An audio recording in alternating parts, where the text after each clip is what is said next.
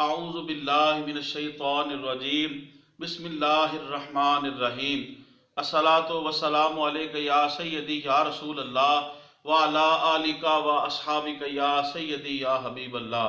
انتہائی واجب الاحترام محترم خواتین و حضرات، نبی اکرم رؤوف رحیم تاجدار کائنات صلی اللہ علیہ وآلہ وسلم کی مبارک سیرت کا درس جاری ہے۔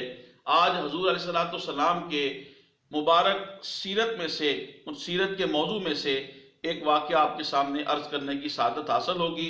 میری آپ سے گزارش ہے، تبلیغ دین کی نیت سے میرے اس ویڈیو کو زیادہ سے زیادہ شیئر کریں، میرے چینل کو سبسکرائب فرمائیں، یوٹیوب پہ کمنٹس کریں، لائک کریں۔ اللہ پاک آپ کو جزائے خیر عطا فرمائے۔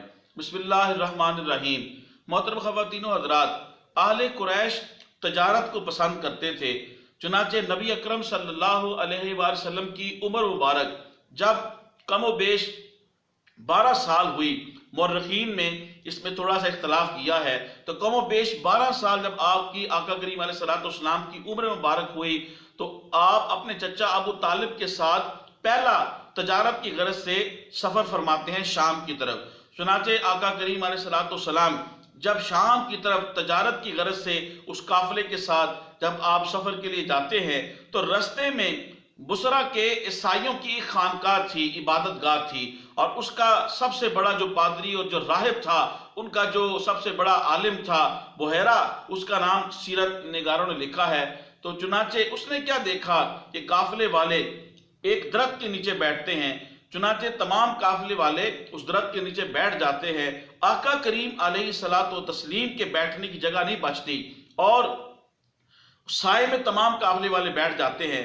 وہ بحیرہ راہب کیا دیکھتا ہے کہ آقا کریم علیہ السلام جب اس سائے سے ہٹ کے بیٹھتے ہیں تو درخت آپ کی طرف جھک جاتا ہے اور آپ کے اوپر سایہ کر دیتا ہے۔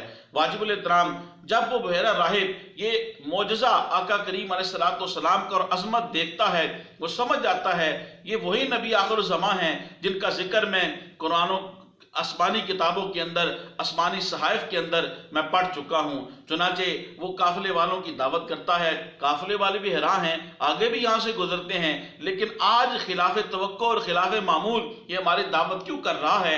چنانچہ وہ سارے سامان کو اکٹھا کر کے آقا کریم علیہ السلام کو چھوڑ کے وہ اس راہب کے پاس پہنچ جاتے ہیں۔ آقا کریم علیہ السلام کو نہ دیکھ کے وہ راہب کہتا ہے کہ وہ کہاں ہیں جس کے لیے محفل سجائی ہے۔ چنانچہ آقا کریم علیہ السلام تشریف فرما ہوئے اور اس نے آقا کریم علیہ السلام کی عظمت کو دیکھا اور آقا کریم علیہ السلام سے کچھ گفتگو کی، کچھ سوالات کیے، اور اس کے بعد فرط محبت سے، فرط جذبات سے، عقیدت سے آقا کریم علیہ السلام کی پیشانی کو بوسہ دیا اور آپ کے بڑا عزت احترام کی اور توقیر کی، اور ابو طالب کو آپ نے یہ خصوصی طور پہ تاکید کی کہ ان کو آپ یہود و نصارہ سے بچا کے رکھے، یہود ان کے دشمن ہیں۔ تو محترم خواتین و حضرات، یہ آقا کریم علیہ السلام کا پہلا سفر تجارت تھا شام کی طرف۔ میری اس ویڈیو کو تبلیغ دین کی نیت سے زیادہ شیئر کریں۔ اللہ پاک آپ کو جزائے خیر دے۔ السلام علیکم ورحمۃ اللہ وبرکاتہ۔